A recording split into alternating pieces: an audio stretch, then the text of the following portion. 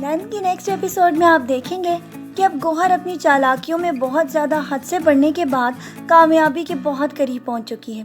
کہ اس چالاکی کے ساتھ اس نے رابی کو خوفزدہ کر گھر سے نکال دیا ہے اور ساتھ ہی ساتھ فروا کے خلاف جو اس نے سازش رچی تھی اب وہ بھی اس میں کامیابی حاصل کر چکی ہے۔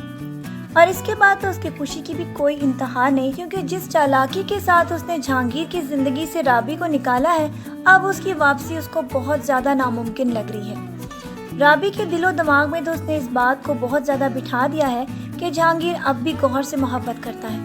اور اسی وجہ سے وہ عمر کو اپنے ساتھ سلاتا ہے تاکہ وہ گوہر کو اپنی زندگی میں پھر سے شامل کر سکے۔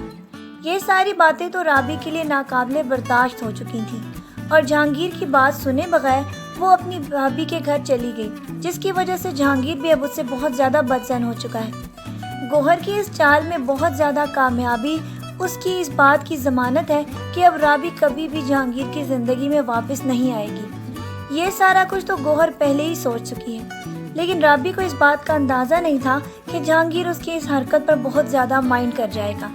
اس کے بعد تو اس کو بھی اس بات کا افسوس ہوگا کہ جہانگیر نے اس کے ساتھ ایسا کیوں کیا۔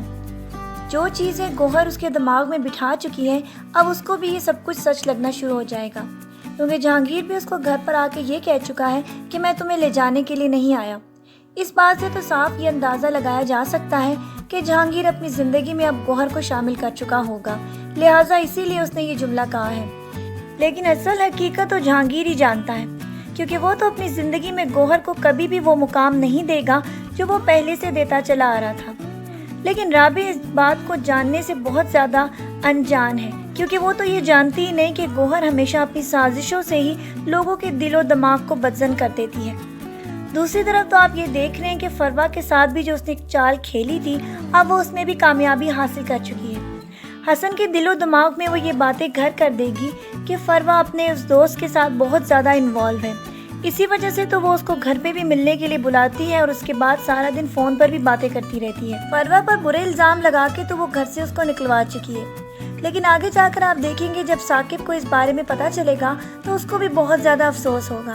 ویسے تو اس کو اس کی بات پر یقین نہیں کرنا چاہیے، کیونکہ جو کچھ رابی کے ساتھ گوہر نے کیا تھا وہی دوبارہ وہ ریپیٹ کر رہی ہے، لیکن چونکہ رابی نے جہانگیر کے ساتھ شادی کر لی تھی اس کے بعد تو یہ باتیں سب کے سامنے کلیئر ہو جائیں گی کہ واقعی جو کچھ گوہر کہہ رہی ہے وہ سچ ہے،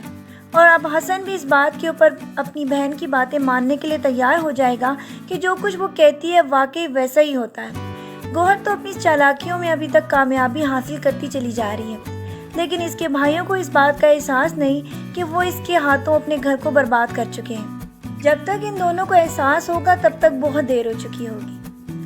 آپ کی اس کے بارے میں کیا رائے ہے کہ کیا گوہر کا انجام اسی طرح کا ہوگا جیسے باقی ڈراموں میں ہوتا ہے، کہ یہ اکیلی رہ جائے گی، یا پھر یہ اپنی چالاکیوں میں کامیابی حاصل کرنے کے بعد اپنی زندگی اپنے ہی طریقے سے گزارے گی؟ اپنی رائے سے ہمیں ضرور آگاہ کیجیے گا، اور مزید ڈرامہ پروموز کے لیے ہمارا چینل دیکھتے رہیں۔ اپنا ڈھیر سارا خیال رکھیے گا، بہت ساری دعاؤں کے ساتھ۔ اللہ حافظ۔